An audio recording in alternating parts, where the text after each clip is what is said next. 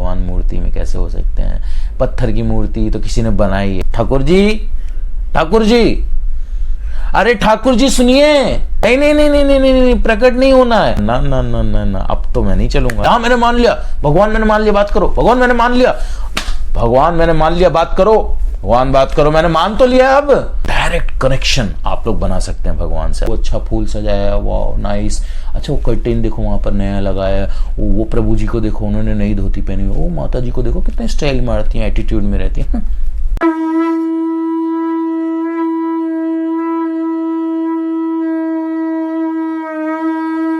हरे कृष्णा। हम सबके मन में कई बार ये प्रश्न उठता है, क्या भगवान की मूर्ति वास्तव में भगवान है? क्या भगवान की मूर्ति हमारी बातों को सुन सकती है? क्या वो हमें देखते हैं? क्या ये सिर्फ एक पत्थर या लकड़ी का काट है जिसको हम बस लगे हुए हैं आरती करने में और उनकी सेवा करने में? ऐसे प्रश्न हमारे मन में अक्सर होते हैं। तो हम आज आपको एक ऐसी कथा सुनाने जा रहे हैं जिससे आपको विश्वास हो जाएगा कि जो भगवान की मूर्ति है वो साक्षात भगवान का विग्रह यानी कि भगवान स्वयं है। तो ये बात कोई सत्ययुग या त्रेता युग या द्वापर युग की नहीं है, ये बात है कलयुग की। विद्यानगर में दो ब्राह्मण थे। तो एक ब्राह्मण था जो कि वृद्ध था, तो दूसरा जो ब्राह्मण था वो यंग था। तो जो वृद्ध ब्राह्मण था उसने जो यंग ब्राह्मण था उससे बोला कि मुझे तीर्थ यात्रा करनी है, तो क्या तुम मुझे लेकर चल सकते हो सब जगह? तो क्योंकि जो वृद्ध ब्राह्मण के जो बेटे थे वो नास्तिक प्रवृत्ति के थे, उन्हें भगवान में इतना बिलीफ नहीं था। तो वो जो यंग ब्राह्मण था वो भी वैष्णव था, अच्छा भगवान का भक्त था। तो वो तो तुरंत तैयार हो गया, हाँ ज़रूर मैं चलूँगा और इससे मेरे भी दर्शन हो जाएंगे, मैं भी दर्शन कर पाऊँगा भगवान के। तो क्योंकि वो गरीब था, वो जो ब्राह्मण था यंग था वो गरीब था और जो वृद्ध ब्राह्मण था ये काफ़ी रिच था। तो दोनों गए तीर्थ के, बहुत सारी जगह धाम गए, यात्रा की। फाइनली वो लोग आए वृंदावन में। तो वृंदावन में आए तो जो वृद्ध ब्राह्मण था उनकी थोड़ी तबीयत खराब हो गई, तो बहुत सेवा की। जो यंग ब्राह्मण था उन्होंने बहुत सेवा की वृद्ध ब्राह्मण की। तो वो बहुत प्रसन्न हुए और पूरे जितना भी धाम गए सब जगह यात्रा की, वो बहुत दिल से, मतलब जैसे गुरु की सेवा करते हैं वैसे सेवा की। तो बहुत प्रसन्न हुए, जो वृद्ध ब्राह्मण थे वो बहुत प्रसन्न हुए। तो उन्होंने कहा, जो वो नवयुवक था जो यंग ब्राह्मण था, उनसे बोला कि मैं बहुत सेवा से प्रसन्न हूँ, मैं तुमको क्या दे सकता हूँ, मेरे समझ में नहीं आ रहा है। फिर फाइनली उन्होंने बोला कि हाँ मेरी एक पुत्री है जो कि बहुत ही सुंदर है, तो मैं अपनी पुत्री के साथ तुम्हारा विवाह कर दूंगा और तुम्हें बहुत सारे, मैं ढेर सारा धन भी दूंगा। तो वो जो यंग ब्राह्मण था बोला, अरे नहीं नहीं नहीं नहीं, आप कैसी बात कर रहे हैं, मैं कहाँ, मैं इतना गरीब, आप इतने मतलब पढ़े लिखे भी हैं, आप इतने रिच भी हैं, तो मैं तो बिल्कुल, मैं योग्य वर हूँ ही नहीं, आप नहीं नहीं आप ऐसा मत करिए। तो जो वृद्ध ब्राह्मण था उन्होंने इंसिस्ट किया, नहीं नहीं नहीं नहीं, आपको ये मानना ही पड़ेगा, आपने मेरी इतनी सेवा की, अगर मैं आपको कुछ ना दे सका तो फिर ये तो गलत होगा। फाइनली फिर जो है अग्री हो गया जो यंग ब्राह्मण था। तो ये जो वार्ता चल रही थी, ये चल रही थी गोपाल जी का मंदिर था वहां पर वृंदावन में, वहां पर। तो फिर दोनों जो है अपना वापस चले गए विद्यानगर। और वहाँ पर जब गए तो फिर जो वृद्ध ब्राह्मण था उसने सोचा कि मैंने वादा तो कर दिया है, लेकिन अब इसे पूरा कैसे करूँ, क्योंकि उसके बच्चे थे, उसकी पत्नी थी, उससे किसी से पूछा नहीं। तो बताया अपने घर में, अपने रिलेटिव्स को बुलाया, अपने बच्चों को बोला कि देखो मेरे साथ ऐसे ऐसे मैं यात्रा पे गया था, तो मेरे साथ एक ब्राह्मण था, उसने मेरी बहुत सेवा की, तो मैंने उसे वचन दे दिया है कि मैं अपनी पुत्री के साथ उसका विवाह कर दूंगा। सुनते ही सारे आग बबूला, तुम्हारी हिम्मत कैसे हुई, तुमने हमसे पूछे बिना कैसे फैसला ले लिया? उनकी जो पत्नी थी ब्राह्मण की और जो बाकी बच्चे थे कि ये ऐसे कैसे कर सकते हैं आप पिताजी, हमारी बहन ऐसी जगह पर जाएगी इतने गरीब घर में, नहीं ये बिल्कुल नहीं हो सकता। तो ब्राह्मण ने बोला कि लेकिन मैंने तो वचन दे दिया है, अब मैं क्या करूं? बोला कोई बात नहीं, आप वचन दे दिया है तो वचन तोड़ दो। पहले के टाइम में वचन जो होता था उसकी बहुत इंपॉर्टेंस होती थी। तो फिर जो वो नवयुवक जो ब्राह्मण था यंग, वो आया एक दिन, तो हाथ जोड़ के प्रणाम किया, फिर बोला कि आपने प्रॉमिस किया था कि अपनी बेटी के साथ विवाह करेंगे, लेकिन आपने कुछ बताया नहीं फिर उसके बाद। तो जो वृद्ध ब्राह्मण था वो सर झुकाकर खड़ा था, बोला कि क्या बोलूँ मैं। इतने में जो उसके बेटे थे जो वृद्ध ब्राह्मण को, वो डंडा लेकर आया, उसको लगाया एक तो वो बेचारा चला गया। लेकिन अगले दिन वो पंचायत को लेकर आया कि फैसला करो कि इस वृद्ध ब्राह्मण ने प्रॉमिस किया था कि ये अपनी पुत्री के साथ मेरा विवाह करेंगे, लेकिन अब ये मुकर गए। तो पूछा गया ब्राह्मण से कि हाँ जी बताइए, आपने प्रॉमिस किया था, वायदा किया था। तो ब्राह्मण ने बोला कि मुझे कुछ ऐसा याद नहीं है। हालांकि ब्राह्मण भी अब क्या करे बेचारा, उसके घर वाले वो करने लगे कि अगर आप ऐसा करोगे तो हम सब आपसे संबंध विच्छेद कर देंगे और हम जहर खा के मर जाएंगे। वो ब्राह्मण क्या करे बेचारा, हालांकि वो करना तो चाह रहा था शादी उनसे, बट घर वालों का प्रेशर। तो पंचों ने बोला कि लेकिन क्या मतलब प्रूफ है आपके पास? जो यंग ब्राह्मण था, आपके पास क्या प्रूफ है कि इन्होंने बोला था? बोला प्रूफ तो ऐसा कुछ नहीं है। बोला वहां पे क्या कोई तीसरा व्यक्ति था? तो जो यंग ब्राह्मण था बोला हाँ तीसरा व्यक्ति था, मैं था, ये थे वृद्ध ब्राह्मण जो थे ये थे, और गोपाल जी थे वहां पर। तो बोला कि गोपाल जी थे तो गोपाल जी का थोड़ी होगा माना जाएगा, भाई गोपाल जी कोई थोड़ी आके गवाही देंगे। तो जो यंग ब्राह्मण था वो वैष्णव था, भक्त था, तो उसको पूरी श्रद्धा थी भगवान के ऊपर। उसने बोला क्यों नहीं देंगे, जरूर देंगे, अवश्य, भगवान अपने भक्तों के लिए क्यों नहीं गवाही देंगे, कुछ भी करते हैं भगवान अपने भक्तों के लिए। तो सब पंचों ने फैसला किया कि ठीक है, अगर गोपाल जी आकर यहाँ पर गवाही देते हैं तो हम फिर आपका विवाह कर देंगे। तो पूर्व पूछा गया वृद्ध ब्राह्मण से, हाँ भाई ठीक है, उनके बच्चों ठीक है ना, आपको मंजूर है ना ये? हाँ हाँ मंजूर है मंजूर है। अब वो तो नास्तिक था उनका बेटा, उन्हें बताया कौन सा भगवान चल कर यहाँ पर आ रहे हैं। तो यंग ब्राह्मण था वो निकल गया वृंदावन के लिए। वृंदावन गया, वहाँ पर गोपाल जी का बंद हो गया था ऑल्टर, सो गए थे, रात्रि के समय पहुंचा। तो सोचा क्या करूं क्या करूं क्या करूं। नॉक किया, ठक ठक ठक, जैसे कि घर में किसी के एंटर करते हैं तो नॉक करते हैं ना, तो वैसे ही, क्योंकि वो तो उन्हें भगवान मतलब मूर्ति थोड़ी समझ रहा है, वो तो समझ रहा है कि हाँ वो भगवान ही है अंदर जो अभी आराम कर रहे हैं। तो उन्हें नॉक किया, टक टक टक, ठाकुर जी ठाकुर जी, अरे ठाकुर जी सुनिए। कोई जवाब नहीं आया अंदर से।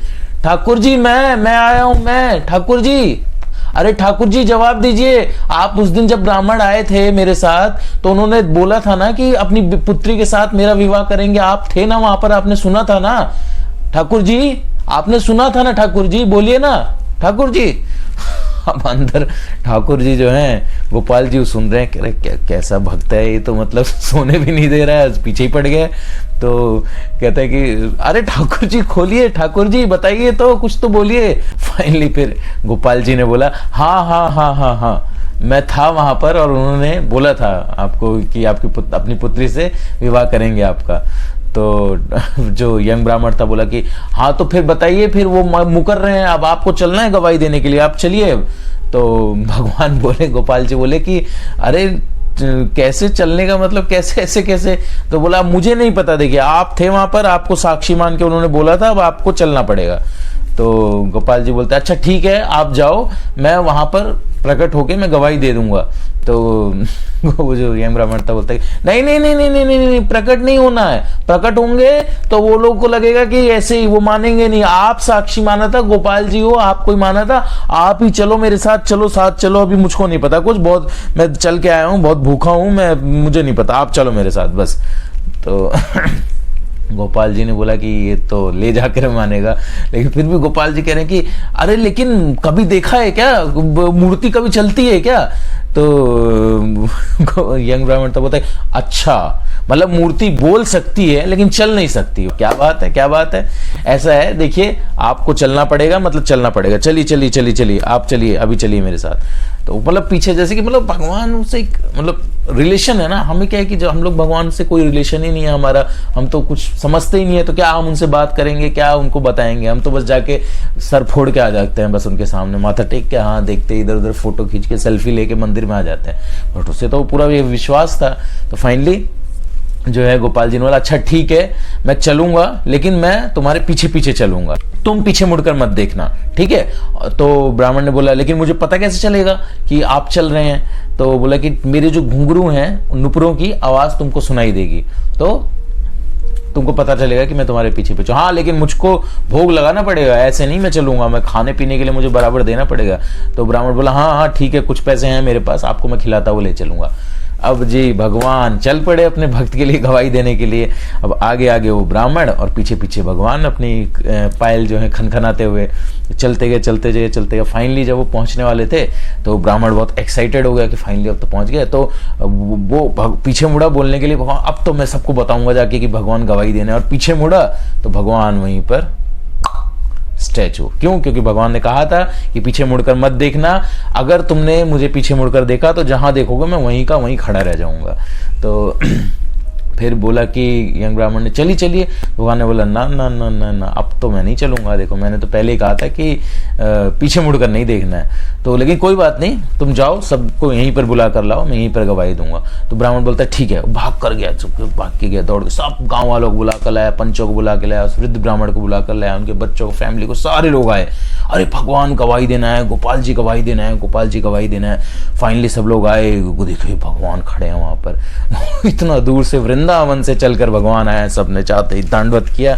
फिर भगवान ने बोला कि हाँ, जो वृद्ध ब्राह्मण है इन्होंने मुझे साक्षी मानकर अपनी पुत्री का विवाह करने के लिए इस ब्राह्मण से कहा था। तो फिर उसके बाद तो क्या था, जब भगवान ने गवाही दे दी फिर कौन रोक सकता था। फिर बहुत ही धूमधाम के साथ उन दोनों का विवाह संपन्न हुआ। फिर बाद में बताया भगवान ने कि तुम जो ब्राह्मण दोनों थे कि तुम दोनों ही मेरी सेवा बहुत करते आ रहे हो कई जन्मों से। और वही दोनों ब्राह्मण, फिर उन्होंने रिक्वेस्ट किया कि आप यहीं पर अब रहिए ताकि सब पूरे विश्व को पता चले आपकी ग्लोरीज की, हाँ एक जो भगवान है वो अपने भक्त के लिए गवाही देने के लिए आए हैं। तो वो आज भी साक्षी गोपाल जी उड़ीसा में हैं, आप लोग जाकर उनके दर्शन कर सकते हैं। आज भी साक्षी गोपाल जी खड़े हैं वहाँ पर। तो हम लोग कई बार सोचते हैं कि अरे नहीं, भगवान नहीं होते हैं, ये नहीं होते, भगवान मूर्ति में कैसे हो सकते हैं, पत्थर की मूर्ति तो किसी ने बनाई है, इसमें भगवान कैसे नहीं। ऐसा नहीं होता। जो मूर्ति जो होती है वो बनाया जाता है शास्त्रों के अनुसार कि हाँ भगवान के ऐसे ऐसे आंखें हैं, भगवान के ऐसे ऐसे नाखून हैं, ऐसे हाथ हैं, ऐसे पैर हैं, ये वस्त्र धारण किया हुआ है, ये भगवान के ऐसे जो ज्वेलरीज हैं ये हैं। तो उस अनुसार भगवान का जो है वो बनाया जाता है जो आकार। और उसके बाद योग्य ब्राह्मणों द्वारा प्योर जो शुद्ध वैष्णव होते हैं वो उसमें करते हैं प्राण प्रतिष्ठा। प्राण प्रतिष्ठा मतलब कि मंत्रों द्वारा भगवान को उसके अंदर बुलाते हैं। उससे पहले हाँ आप कह सकते हैं कि वो मूर्ति है, बट जब प्राण प्रतिष्ठित होती हैं, जब भगवान उस मूर्ति के अंदर आते हैं तो वो बन जाता है विग्रह साक्षात। तो विग्रह भी, हम जो मूर्ति तो टर्म हम यूज करते ही नहीं है क्योंकि मूर्ति तो of course does not exist, तो हम विग्रह बोलते हैं। तो विग्रह भी क्या है, वो साक्षात व्रजेंद्र नंदन, मतलब कौन है, सारे अखिल ब्रह्मांड के नायक जो हैं वो वहां पर आकर स्थापित हो गए हैं। तो डायरेक्ट कनेक्शन आप लोग बना सकते हैं भगवान से। हम लोग मंदिर जाएं तो डायरेक्ट भगवान से बातें करें, भगवान के दर्शन करें। ऐसा नहीं है कि मंदिर गए हुए हैं तो देख रहे हैं कि हाँ शैंडलियर देख रहे हैं और वो अच्छा फूल सजाया, वाह नाइस, अच्छा वो कर्टेन देखो वहां पर नया लगाया, वो प्रभु जी को देखो उन्होंने नई धोती पहनी, वो माता जी को देखो कितने स्टाइल में रहती हैं, एटीट्यूड में रहती हैं। और वहाँ पे देखो, वो देखो, ये देखो नया लिया है ना कुछ, वहाँ पर देखो आजकल वहाँ पर तो कुछ होता ही नहीं, प्रोग्राम गंदा सा है। ये सारी चीज़ें हमको नहीं। मंदिर आप गए हैं तो किस लिए गए हैं, भगवान के दर्शन करने के लिए। तो सबसे पहले आप लोग भगवान के दर्शन करिए, वहाँ पर भगवान को निहारिए, भगवान के चरणों से शुरू करिए। प्रोसेस होता है, पहले भगवान के चरणों को देखिए, वहां पर अपना ध्यान टिकाइए, फिर धीरे धीरे ऊपर आइए, धीरे धीरे ऊपर आइए, धीरे धीरे ऊपर, धीरे धीरे करके जितना धीरे धीरे कहते हैं कि आपके चरणों से भगवान के जो मुख कमल है वहां तक आप आते हैं, जितना धीरे धीरे उतना ही ज्यादा मतलब कि आपका अट्रैक्शन भगवान से हो रहा है। जितना जल्दी आप आ जा रहे हैं, टक्क करके नीचे से ऊपर आ गए, सीधा ऊपर ही गए, नीचे चरणों पर गए ही नहीं, तो इसका मतलब कि आपका अभी वो संबंध बना नहीं है। तो इसलिए ध्यान लगाइए, जैसे हम बोलते हैं ना कि ध्यान योग मेडिटेशन, ओम ओम ध्यान। तो ध्यान यही है कि भगवान के सुंदर रूप पर ध्यान लगाइए। तो भगवान वहां पर खड़े हैं, उन पर ध्यान लगाइए, उनके चरणों पर, उनकी भुजाओं पर, उनके शोल्डर्स पर, उनके नाभि पे, उनके चेस्ट पे, उनकी गर्दन पर, देन फाइनली उनके मुख पर, मतलब नीचे से ऊपर आते हुए।